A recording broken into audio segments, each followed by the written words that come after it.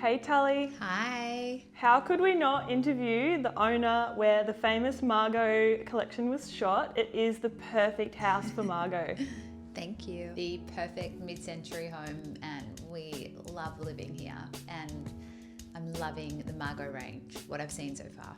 So what's the backstory of this amazing house? So this house was built in 1960 by a Czech architect called Robert Rosh, and I was kind of familiar with the house because I've grown up in this area, as has my husband, and we bought it without seeing it while we were still living in New York, and it just has so much character. So we really didn't want to strip anything away. So this powder room is the exact original, with the scalloping. Wallpaper was peeling and kind of coming off the walls, so we put a new wallpaper, and we sort of searched high and low for something that represented the spirit of the house, and this Gucci floral wallpaper it's just been perfect. Okay, so we've moved into the nursery. Give us the lowdown on everything in this space. So this space was built to be an office for the couple. We actually sort of know the couple that lived here.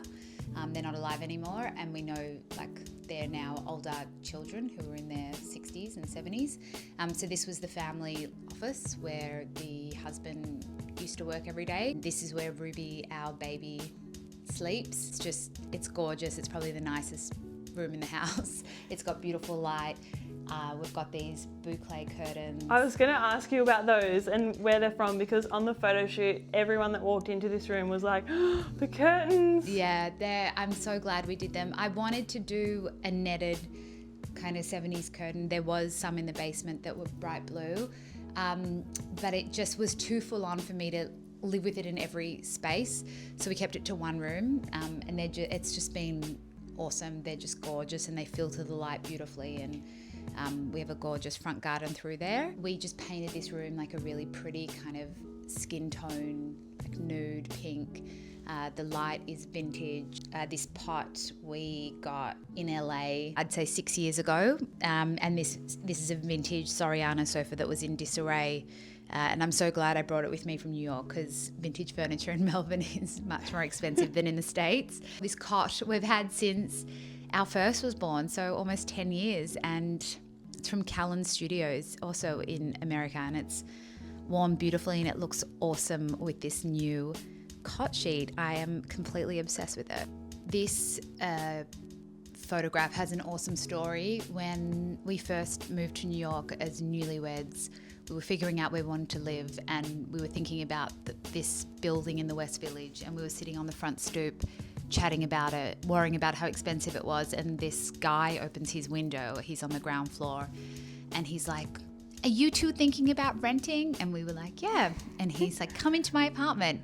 And it turns out he at the time was in his early 70s. He lived with Andy Warhol in the factory. Oh my goodness. This is one of his many photographs. His most famous photographs are Andy Warhol in drag, so with this awesome wig and makeup on. But this just spoke to me, and so when I told him I was pregnant with my first in New York, he gifted me this awesome photograph, and it's just so gorgeous. And I think it was taken in Egypt in 1970. It's a mother and son. Whoa, that is so cool. We were all trying to work out who was in the photo. Yeah, that's the story.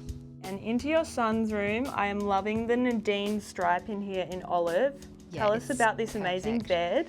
So the bed I custom designed, and it's got 3 fabrics. You can see the pink border, the blue, and then if you kind of sweep around to the other side, you'll see a tapestry fabric, which is really, really cool. And the bed skirt is an incredible Italian fabric that has palm trees, not that the 10-year-old appreciates it. And the ceiling light is vintage, because I just love to inject vintage when I can.